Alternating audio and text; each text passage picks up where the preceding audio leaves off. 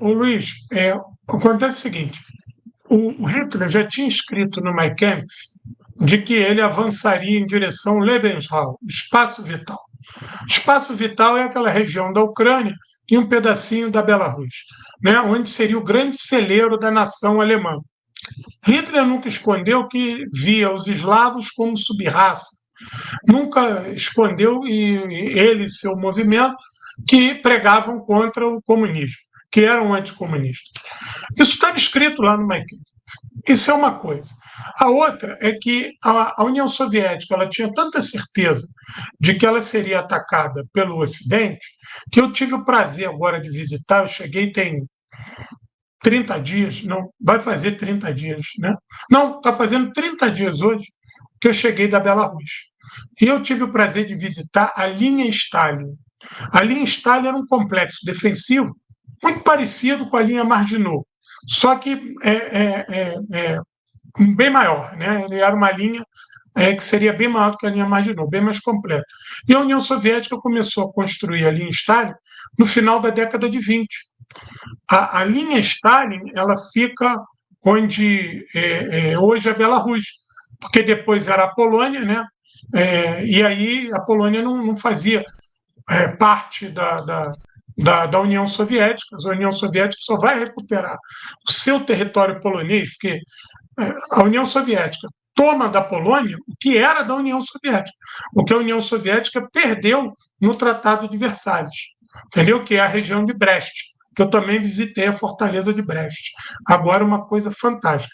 Então, a União Soviética, no final da década de 20, estava construindo uma grande linha defensiva, né, de norte a sul do país, para se proteger do Ocidente. Ele sabia que o Ocidente marcharia na sua direção. Então, não há novidade nenhuma de que pegou a União Soviética de surpresa. A União Soviética trabalhou o tempo todo para se defender, só não deu tempo.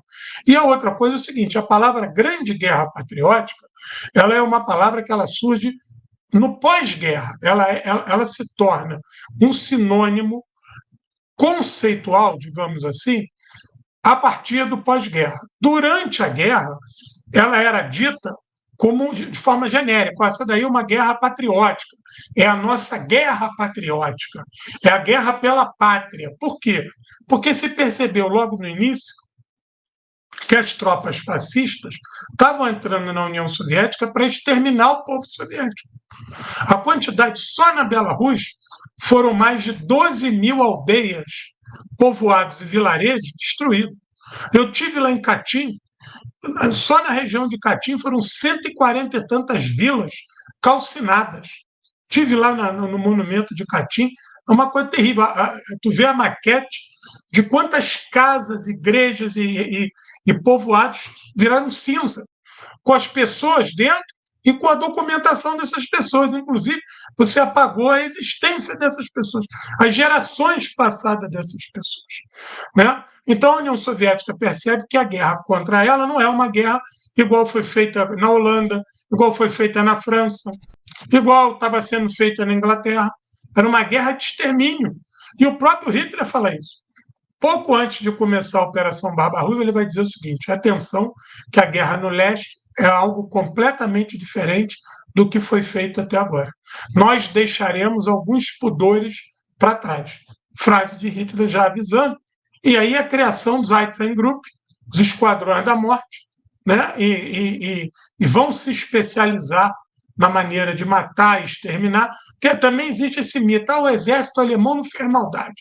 Quem fez foram os Einsatzgruppen, os SS. Mentira.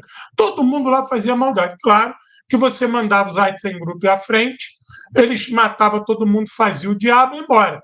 Quando o grosso do exército alemão chegava, em tese, os que sobraram vivos é que tinha alguma valia para trabalhar, para ser escravo, para servir alguma coisa ao exército. Então, eles não eram mortos naquele momento, porque eles iam ser transformados em escravos. Então, ficou essa história: quem matava era os SS.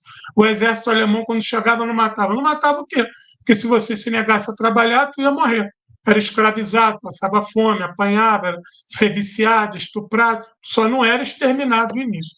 Então, a Grande Guerra Patriótica, ela no decorrer, ela recebe o nome de Guerra Pátria, em defesa da pátria, porque a pátria ia surgir. O plano de Hitler era o seguinte: era avançar até Moscou, Leningrado seria dado para a Finlândia, os estados bálticos seriam anexados naquela região de Königsberg, a Ucrânia e a Belarus seriam o celeiro, o Lebenhal, e a Crimeia seria um grande porto. A ideia é que aquilo ali fosse um grande porto.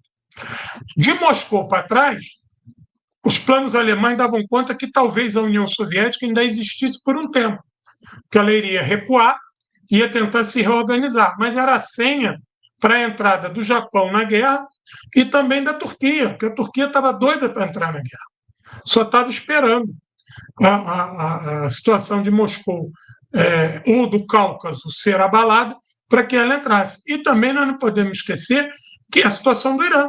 A União Soviética vai ocupar o Irã junto com a Inglaterra, porque o Irã também estava doido para pular para o lado alemão. Inclusive, dentro do Irã, existia uma quantidade grande de oficiais alemães já operando dentro do Irã. Então, a União Soviética estava cercada pelos quatro lados: Finlândia, Turquia, Irã, toda essa turma no oeste e o Japão perigosamente a leste.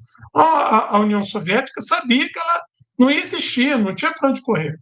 Então, ela recebe esse nome de guerra pátria durante o conflito. Depois do conflito, quando você começa a escrever, aí os pesquisadores, os encarregados, inclusive eu tenho um livro aqui sobre Stalingrado, que é um livro feito por 20 pesquisadores soviéticos que chegam a Stalingrado no dia 4 de fevereiro, 2 dias depois da vitória, e começam a fazer um trabalho de pesquisa, de investigação.